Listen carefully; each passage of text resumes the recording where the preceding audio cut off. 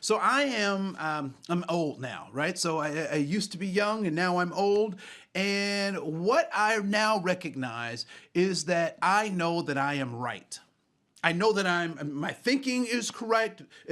My thinking is correct. I have research. I have tools that support how I see the world. I've practiced. I've been places.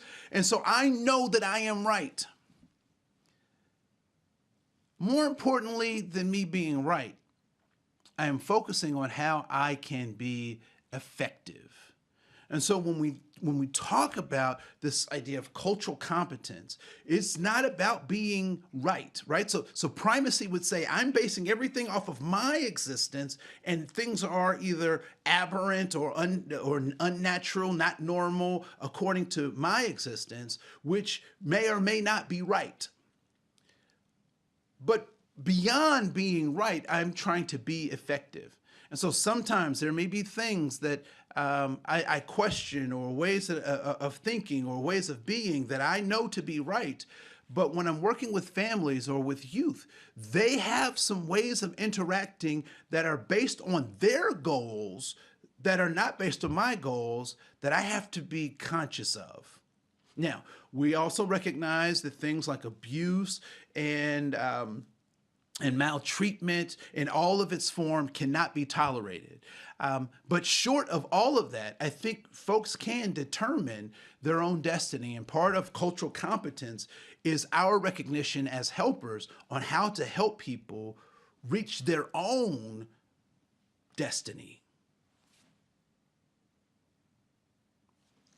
All right, so we're going to talk a little bit about a case. I'm going to give you a case, and there's some things I want you to think about in this case. So the case is Amy's story. So Amy is based on a real case, but we changed names in some situations to protect the juvenile's identity, right? So Amy is a real case, but we changed some things.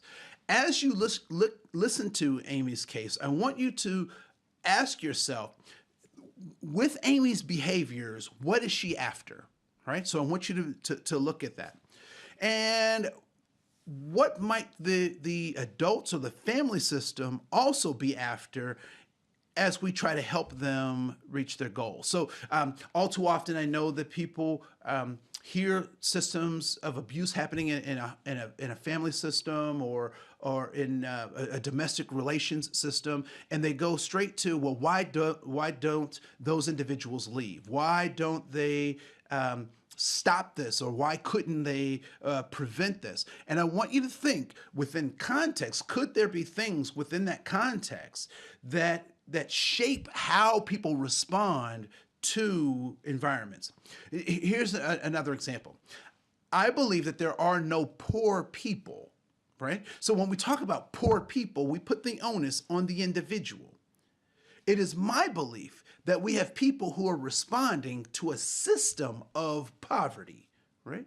So a system that's designed to take wealth from them, and so they develop these skills, these abilities, these mindsets in order to deal with a system of inequity.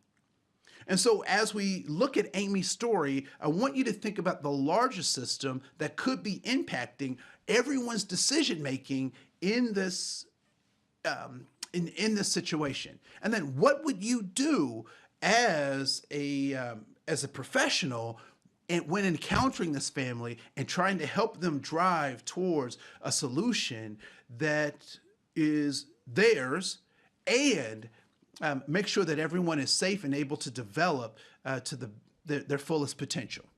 All right?